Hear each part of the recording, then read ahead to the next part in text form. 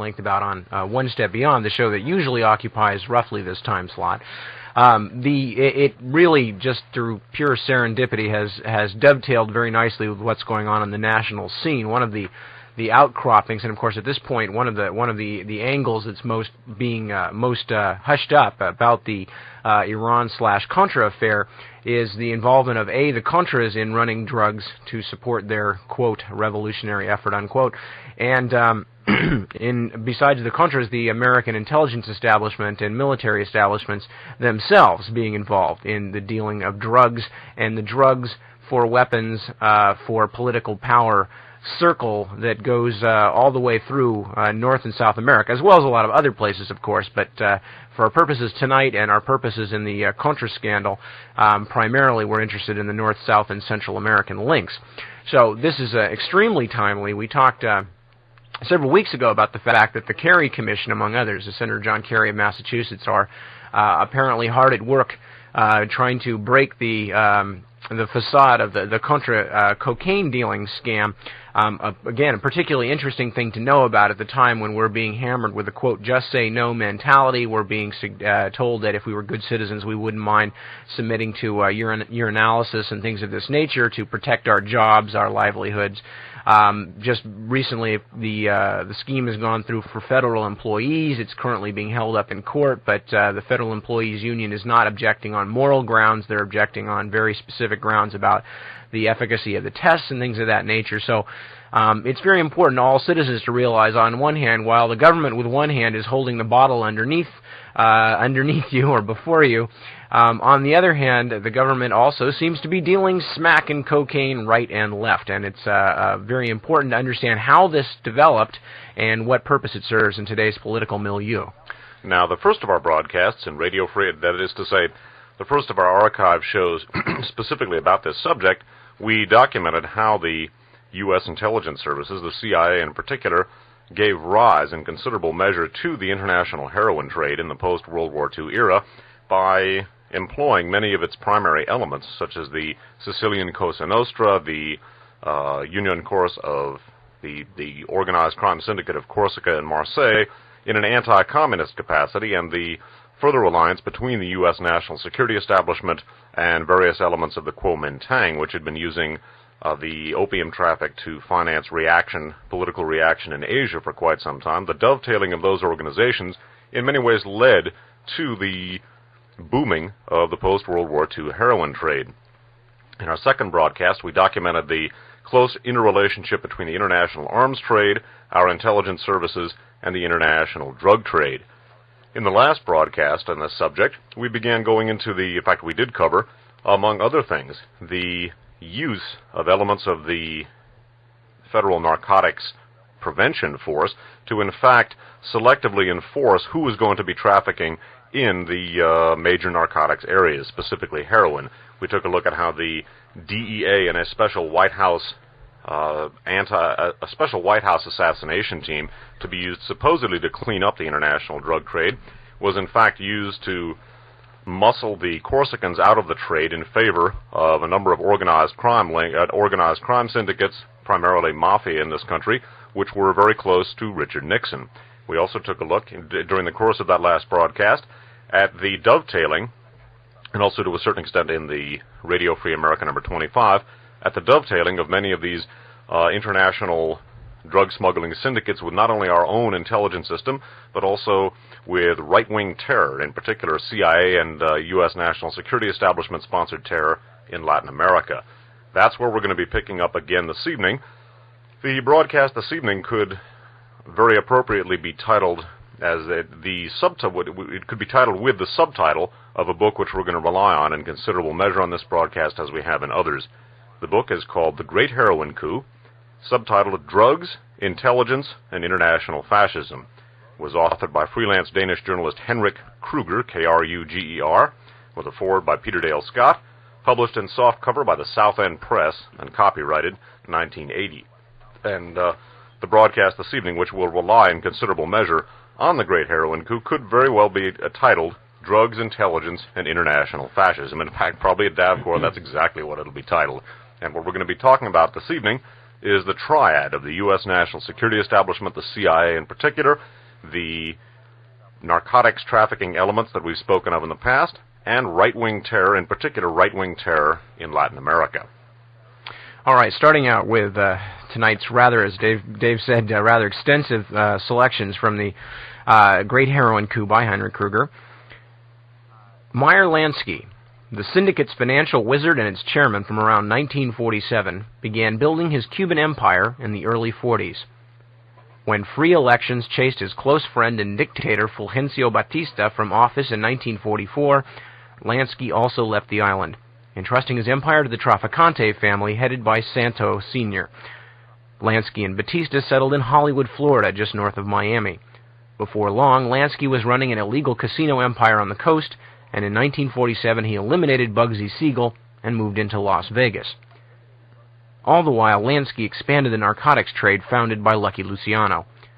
The older mafia dons deemed the trade taboo, so Lansky's wing of the syndicate cornered the market, with Trafficante's eldest son, Santo Jr., overseeing the heroin traffic. When Florida's illegal casinos were shut down in 1950, Lansky promoted Batista's return to power in Cuba. The drive bore fruit in 1952. With Trafficante Sr.'s death in 1954, Santo Jr. became Lansky's right-hand man and manager of his Cuban interests. Until then, he had managed the Sans Souci Casino, a base for running Havana's tourist trade and keeping tabs on heroin shipments from Marseille to New York via Florida and Cuba. Trafficante Jr. has proven more talented than his father. Extraordinarily intelligent and energetic, he has handled the most acute crises with detached calm. Luciano characterized him as, quote, a guy who always managed to hug the background, but he is rough and reliable. In fact, he's one of the few guys in the whole country that Meyer Lansky would never tangle with. In no time, Trafficante Jr. ingratiated himself with dictator Batista while remaining loyal to Lansky, who appointed him manager of his own Florida interests in addition to those in Cuba. Lansky needed to spend increasing amounts of time in New York between travels to Las Vegas, Rome, Marseille, Beirut, and Geneva. Many envied Lansky's ever-increasing power and wealth, among them Murder, Inc. chairman of the board, Albert Anastasia. In 1957, the latter tried enlisting Trafficante's aid in removing Lansky from the Havana scene. It was one of Anastasia's last moves. Trafficante arranged a, quote, friendly meeting in New York's Sheraton Hotel. An hour after Trafficante had checked out, Anastasia was murdered in the hotel's barber shop, shaving cream still on his face. According to Peter Dale Scott, quote, certain U.S. business interests collaborated with the narcotics-linked American mafia in Cuba, as they did with similar networks in China and later in Vietnam, for the mafia supplied the necessary local intelligence, cash, and muscle against the threat of communist takeover, unquote. As Scott wrote those words in 1973, Cuban Americans recruited by the CIA were suspected by federal and city authorities to be, quote, involved in everything from narcotics to extortion rackets and bombings, unquote. The Church Committee and other Senate and law enforcement reports would confirm these allegations. Again, we observe the Cuba, Southeast Asia, CIA triangle, and it's no secret who managed the Cuban side. There, Trafficante Jr. hired the fast-learning natives, while dictator Batista's men made the empire safe for organized crime, often appearing more loyal to Trafficante than to Batista himself. In return, the Cubans learned the business. With Fidel Castro's January 1, 1959 ouster of Batista, Lansky and Trafficante were in trouble. Though they were expelled from their Cuban kingdom, nearly a year elapsed before the syndicate departed and the casinos were closed. Along with Trafficante and Lansky, 500,000 Cubans left the island in the years following Castro's takeover. Some 100,000 settled in the New York City area, especially Manhattan's Washington Heights and New Jersey's Hudson County. Another 100,000 headed to Spain, others to Latin America, and 250,000 made their new home in Florida, the site of Trafficante's new headquarters. Out of the Trafficante-trained corps of Cuban officers, security staffers, and politicians, a Cuban mafia emerged under the mobsters' control. It specialized in narcotics, first Latin American cocaine, then Marseille heroin. With his Cubans, Trafficante also grabbed control of La Bolita, the numbers game that took Florida by storm and became a syndicate gold mine. Besides the Cubans, who comprised the main wing of his organization, Trafficante also worked closely with the non-Italian Harlan Blackburn mob, a break with Mafia tradition. But the core of the Trafficante family remained Italian, and the Italians also dealt in drugs.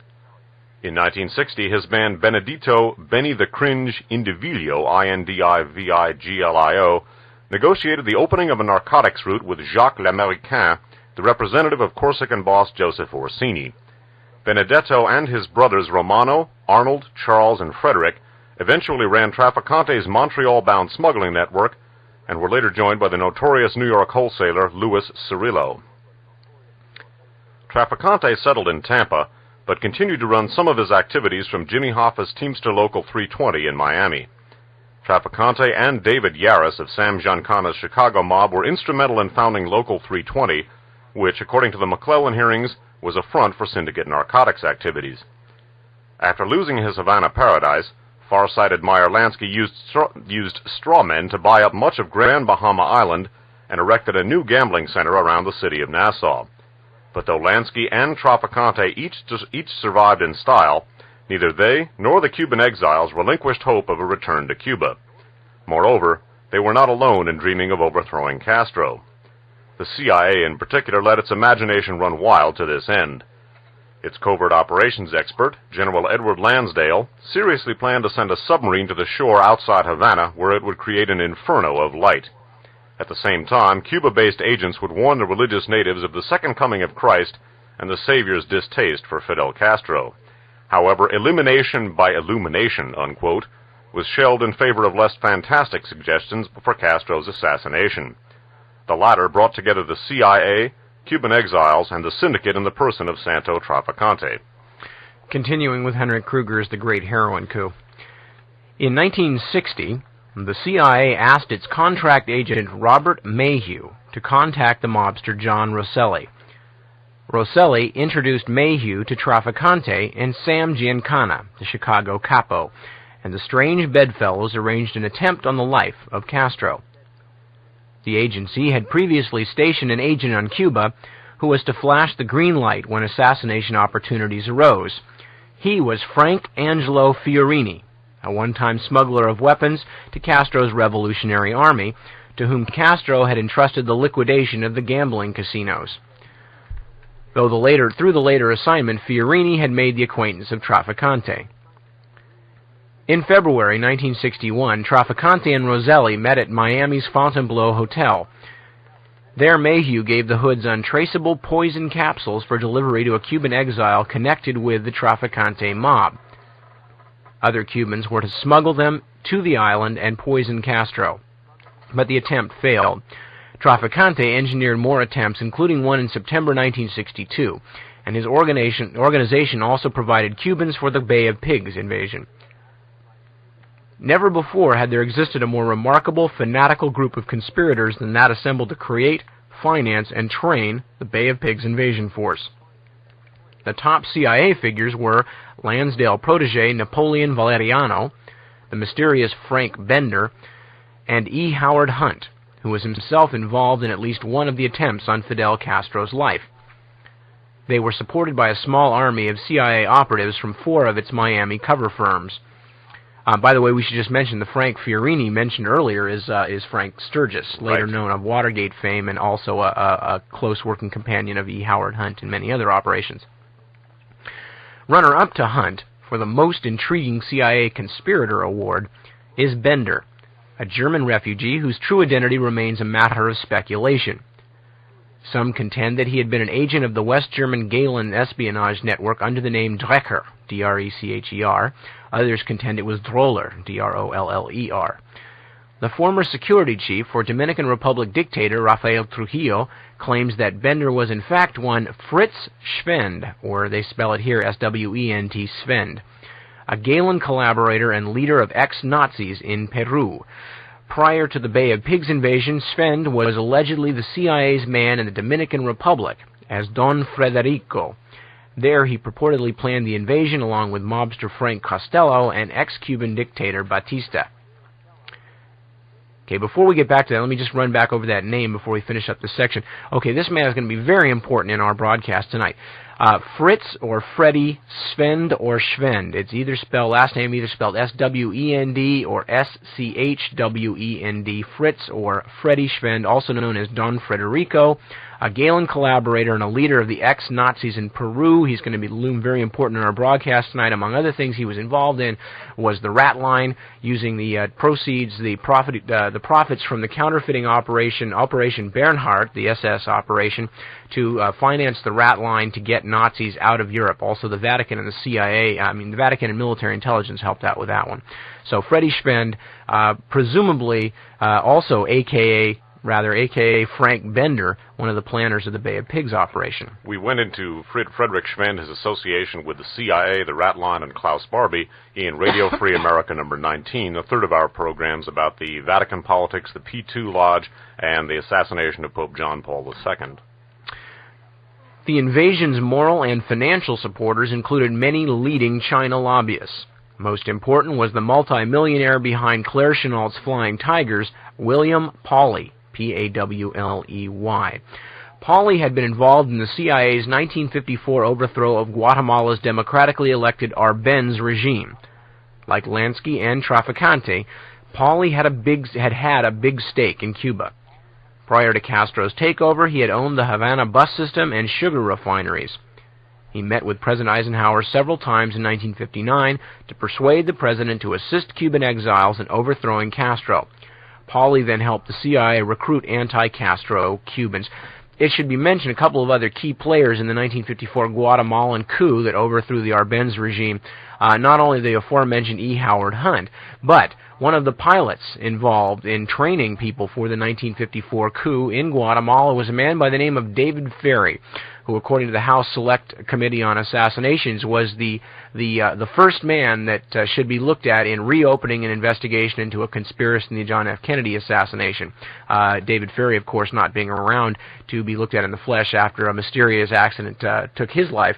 But one of the most important and strange people in American political history, also involved in that 1954 Guatemalan operation, and the contact here, not only between the Mafia and the CIA, but then the CIA and the anti-Castro Cubans, is going to form a thread not only running through all our drug stuff tonight, but it runs directly from Guatemala to Cuba to the Kennedy assassination to Watergate and right on up into the Contra scam today. And also through the other assassinations as well. We took a look at a fellow named Jack Youngblood, his cooperation with Frank Fiorini, a.k.a. Frank Sturgis, and in turn Jack Youngblood's probable subsequent involvement in the assassination of Martin Luther King.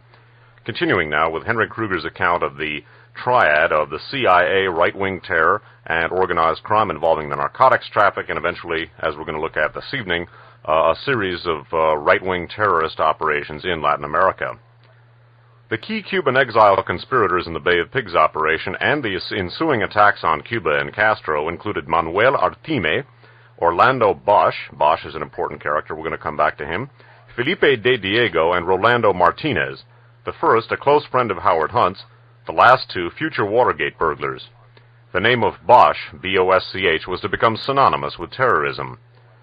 Distinguishing the non-criminal element among the Bay of Pigs anti-Castro Cubans is no easy matter, since so many emerged from Traficante's Cuban Mafia. According to agents of the BNDD, that was the Bureau of Narcotics and Dangerous Drugs, a predecessor of the DEA, beginning again, according to agents of the BNDD, nearly 10% of the 1,500-man force had been, or eventually were arrested for narcotics violations. Its recruiters included syndicate gangsters like Richard Kane, the former Chicago policeman who became a lieutenant for Sam Giancana.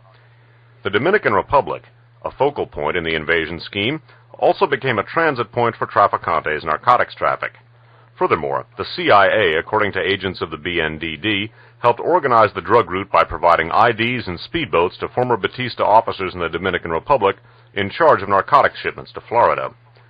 It is of paramount importance to note the close CIA cooperation with Traficante's Cuban Mafia, whose overriding source of income was the smuggling of drugs. One of Traficante's personal CIA contacts for the Bay of Pigs was Frank Fiorini, Castro's liquidator of mob casinos, who now preferred the name Frank Sturgis. In late 1960, Sturgis ran the Miami-based International Anti-Communist Brigade, IACB, said to be financed by the syndicate. According to Richard Whatley, W-H-A-T-T-L-E-Y, a brigade member hired for the invasion, quote, Trafficante would order Sturgis to move his men, and he'd do it. Our ultimate conclusion was that Trafficante was our backer. He was our money man, unquote. Another detail from Sturgis's past is especially interesting in light of Frank Bender's alleged ties to the Galen organization. For a period in the early 50s, Sturgis was involved in espionage activities in Berlin, serving as a courier between various nations' intelligence agencies, and was thereby inevitably in contact with the Galen network. The Bay of Pigs invasion was, of course, a fiasco, but that hardly stopped the CIA, the Syndicate, or their Cuban exile troops. Wheels were soon turning on new assassination attempts under CIA agent William Harvey, who again collaborated with the underworld. Within months, the Miami CIA station JM Wave was again in full swing.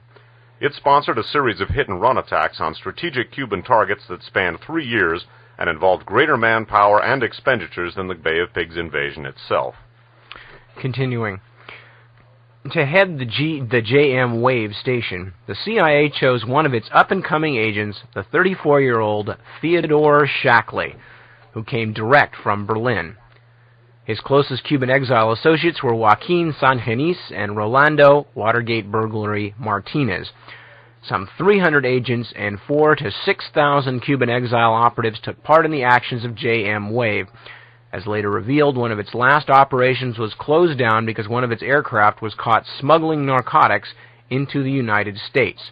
Okay, now pay special attention to the part coming up, because Theodore Shackley, not only involved in several of the things we talked about, came up in our assassination attempt on the Pope series, but of course he is now one of the key players in the current Contra/Iran scam. He is also one of the major members of the Turbo Wilson team, which has come back into focus in a big way during the Iran-Contra-Gate scam. Edwin Wilson himself was a paymaster for the Bay of Pigs. We also looked at Theodore Shackley in Radio Free America number 12, where we analyzed what we referred to as the Cuban Freikorps, basically an underground extension of the military put together by JM Wave and apparently involved in the assassination of President Kennedy. And we're going to be repeating in this broadcast certain sections from that program, and we're taking a look in particular now at the organized crime narcotic smuggling elements of the Cuban Freikorps. Continuing, Theodore Shackley is another contender for the Most Intriguing CIA Conspirator Award. After years of collaboration with Trafficante organization Cubans, he and part of his Miami staff were transferred to Laos, where he joined Lucien Conein, C-O-N-E-I-N. There they helped organize the CIA's secret Mayo Tribesman Army, the second such army drummed up by Shackley that was up to its ears in the drug traffic. Vientiane, where Shackley was the station chief, became the new center of the heroin trade. For those of you who don't know, of course, Vientiane is the capital of Laos. Later, he ran the station in Saigon, where the traffic flowed under the profiteering administration of Premier Nguyen Cao Ky. When the agency prepared its coup against the Chilean President Salvador Allende, Shackley was its chief of covert operations in the Western Hemisphere. When William Colby became the director of the CIA in 1973, Shackley took over his job as chief of covert operations in the Far East. Eventually, he was booted out of the agency as part of the shakeup ordered by its current director, Stansfield Turner. By the way, one of the reasons that supposedly, and this is all rather unclear still, but one of the reasons, of course, that he was supposedly booted out of the agency was because he was caught in part of the Ed Wilson, Frank Turple weapons shipment scams that, of course, many people since then, Dave and myself included, have suggested were not, in fact, extra-legal at all. Well, it might have been extra-legal, but they were not extra agency. They were, in fact, part of the agency's policy, and that throwing them out of the agency never stopped their actual involvement with agency plans. Stansfield Turner, I don't know, he may have thought that that's what he was doing, but in practice he proves to have been either naive or just plain wrong or a liar, one of the three. Anyway, continuing now with Shackley and what happened to Shackley and the JM Wave operation. In the JM Wave period, a great expansion in China lobby Trafficante Cuban exile CIA connections occurred. William Pauly financed a mysterious summer 1963 boat raid against Cuba in his own yacht, the Flying Tiger II.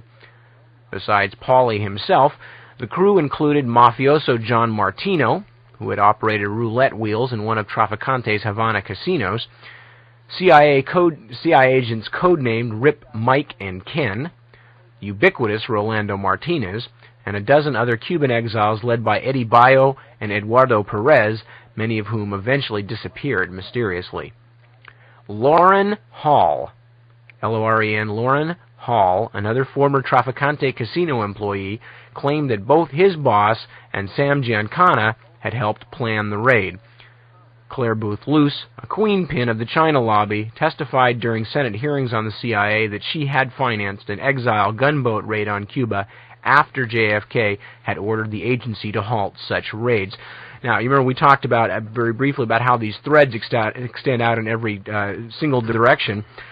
Lauren Hall, mentioned here as one of the people who was a former Trafficante casino employee, also has a rather interesting history, and he's come up in previous One Step Beyond in Radio Free Americas. Specifically in the aforementioned Radio Free America number 12, dealing with the Cuban Freikorps and its role in the assassination of President Kennedy and its connections to the Aryan Nations neo-Nazi umbrella group up in Hayden Lake, Idaho.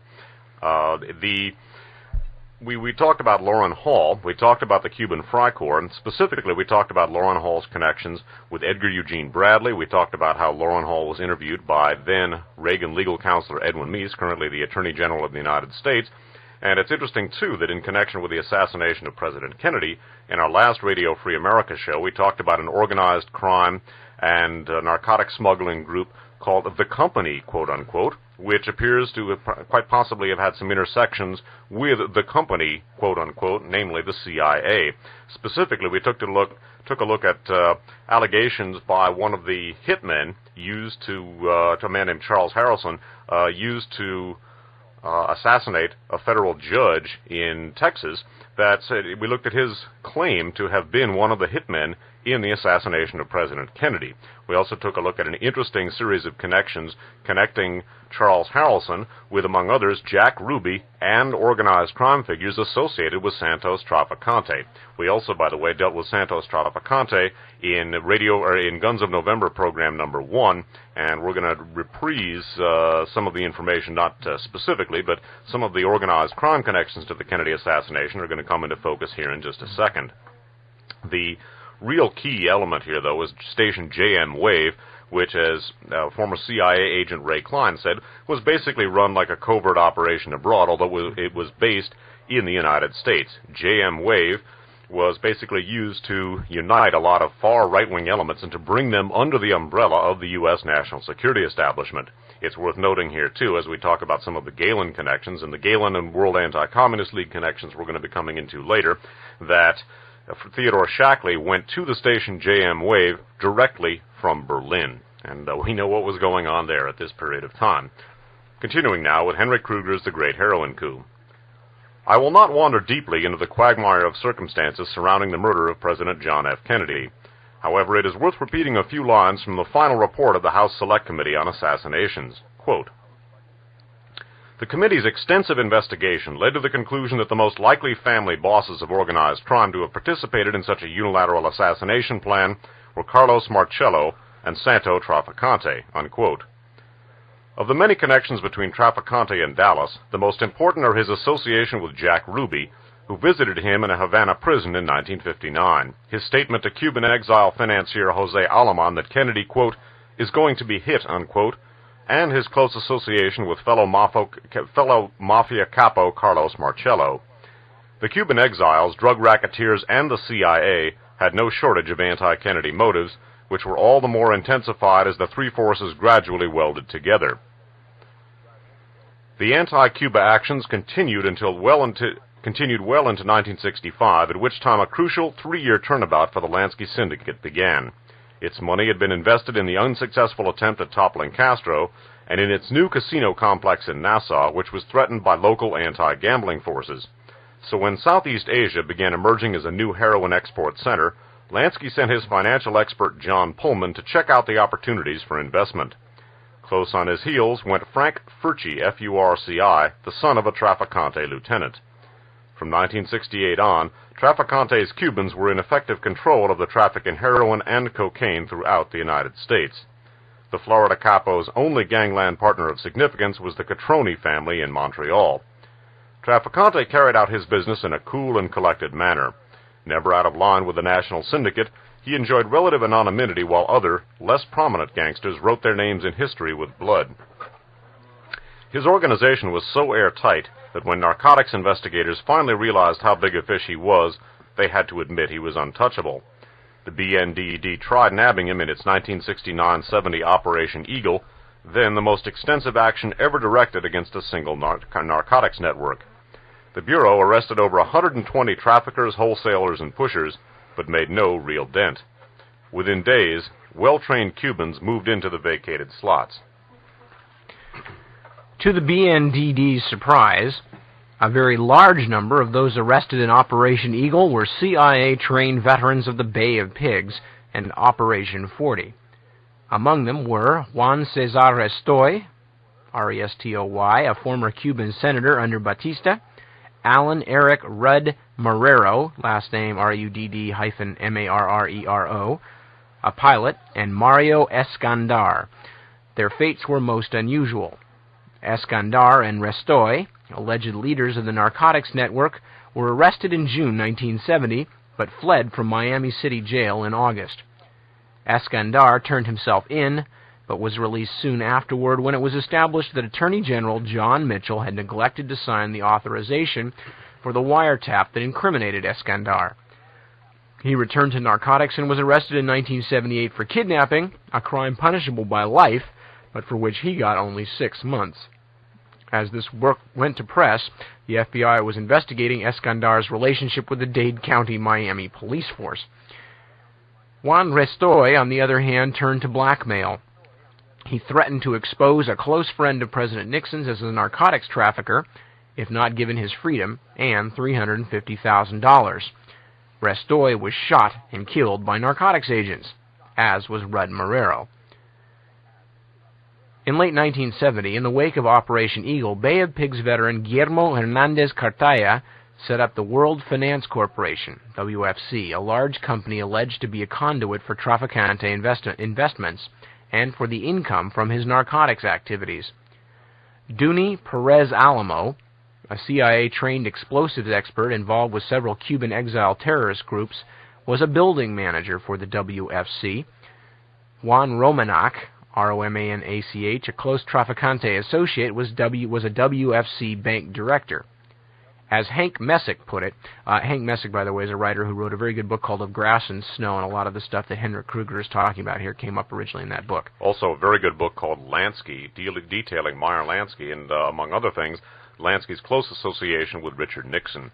In our last Radio Free America show, we talked about we read a chapter from the Great Heroin Coup called The Friends of Richard Nixon, which documented in rather compelling fashion the massive intersection between the Nixon presidency, well, in fact, the Nixon organization throughout the course of Richard Nixon's political career, and many of the organized crime and national security elements which are coming into focus in the present discussion. Here's Hank Messick talking about the chain of connection here, the chain of personal friendship or business relationship. Hank Messick says, quote, Escandar, of course, was a friend of Hernandez Cartaya, who was a friend of Dick Fincher, who was a friend of Bebe Rebozo, who was a friend of Richard Nixon, who once told John Dean he could get $1 million in cash, unquote. In 1968, Trafficante himself went on an extended business trip to the Far East, beginning in Hong Kong, where he had located his emissary, Frank Furtzi. After a slow 1965-66 start, Furtzi had made great headway. Through his own Meridem Limited, he had cornered the market on Saigon's night spots catering to GIs. He even ran officer and soldier mess halls, and he had set up a chain of heroin labs in Hong Kong to serve the GI market. From Hong Kong, Trafficante journeyed to Saigon, registering at the Continental Palace Hotel, owned by the Corsican Franchini family. His last stop was Singapore, where he contacted a branch of the splintered Chinese mafia. Several doors had to be opened to gain access to the opium treasure. The first led to the CIA-controlled Taiwan regime, the second to the Golden Triangle's Kuomintang Chinese and Laotian Mao tribesmen. The latter door had already been opened by the CIA. So, by the way, had the former, as we looked at in Radio Free America number 24. Continuing now with Kruger's account. Still another led to the Triads, Chinese gangster organizations in Hong Kong. Trafficante opened that door with the help of Furci, F-U-R-C-I, who gave him access to Southeast Asia's overseas Chinese. There was no way around the nationalist Chinese suppliers and middlemen. The world had long been told that the narcotics came from Red China, but the facts belied that propaganda claim.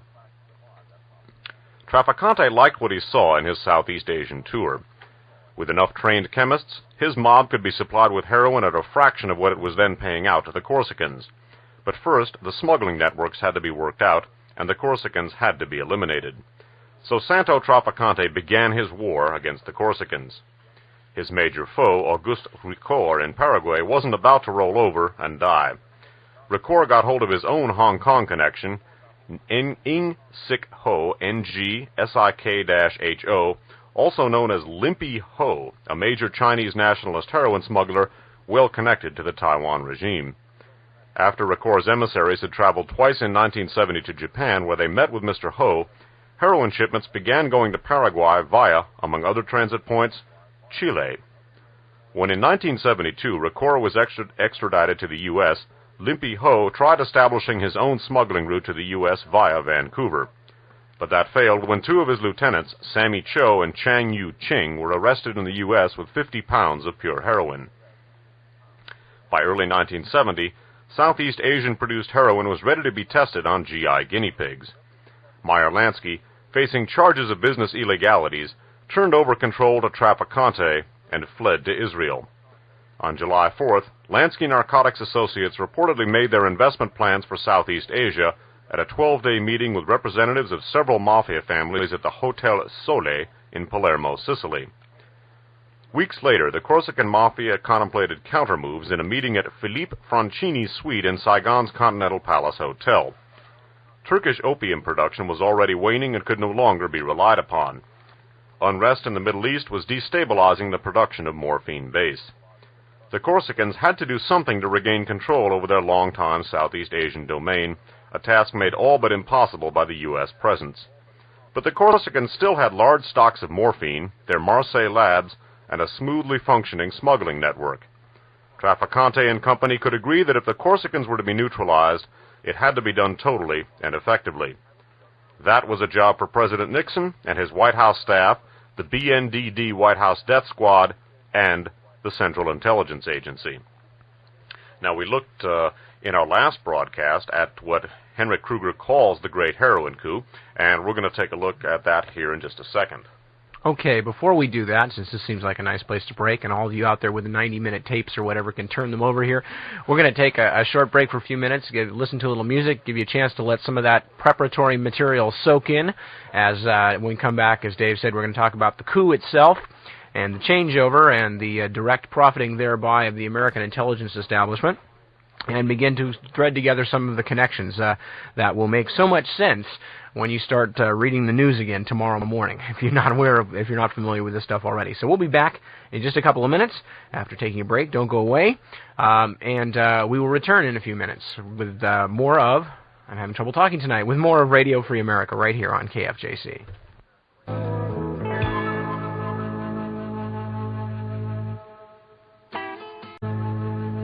And thus we are returned. This is Nip Tuck with Dave Emory in the studios and Radio Free America continuing.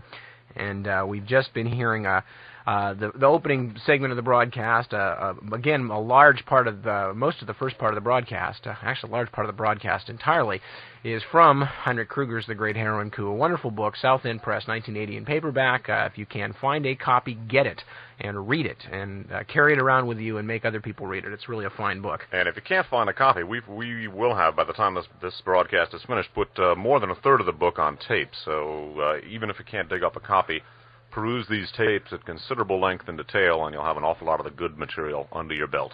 Now, we talked at the beginning of the broadcast, and in the course of putting this together, about two main things. Well, first of all, the specific subject matter from the Great Heroin Coup having to do with the Lansky mobs basically taking in hand the Cuban mafia, and with the help of Santo Trafficante, Lansky's lieutenant and now his own man, with Lansky's passing from the scene, the Lansky mob basically took over a large part of the heroin trade, And at the same time, because of their involvement with the Cuban Mafia and their involvement with the anti-Castro Cubans, came into direct contact with the CIA and the Bay of Pigs operation. And as we talked about, there's a thread of traffic going all the way from World War II and intelligence operations in World War II, starting actually during the war and continuing through the end of the war and getting the Nazis out of Europe and into Central and South America, and contacts made there through going on through there, up through the 1954 coup in Guatemala, the Bay of Pigs invasion, the Dominican Public incursion, the assassination of John F. Kennedy in '63, Robert Kennedy in 1968, Martin Luther King, Watergate, and right on up to today with the whole Iran scandal that has quote-unquote rocked the White House. But believe me, folks, that ain't nothing as to what is underneath, and which, if we're really lucky, some of this may break surface in the next few months, but we will see what we will see. But anyway, so there's a very direct line with what we're talking about tonight, dating clear back into the 40s. Some of the same players are still involved, like Theodore Shackley, today in this self-same Iran/Contra scam. Now, what we're going to be doing right now is reviewing a chapter which we read in its entirety, actually reprising, I should say. We're not going to review it. We're going to reprise a chapter which we had in the last Radio Free America broadcast, number 26.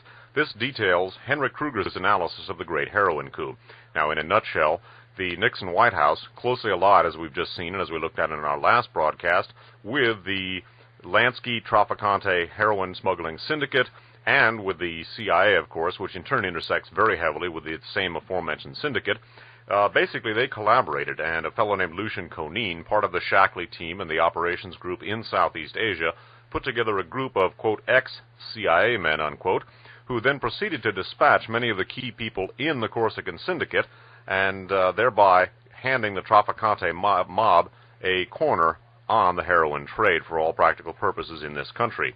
In addition, as we're going to see, and this is in many ways going to represent the point of departure for the broadcast this evening, many of these same elements also appear to have been heavily involved in the bevy of right-wing terrorist incidents centering largely around anti-Castro Cubans, which plagued Latin America and other parts of the world in the 1970s and also on up into the 1980s.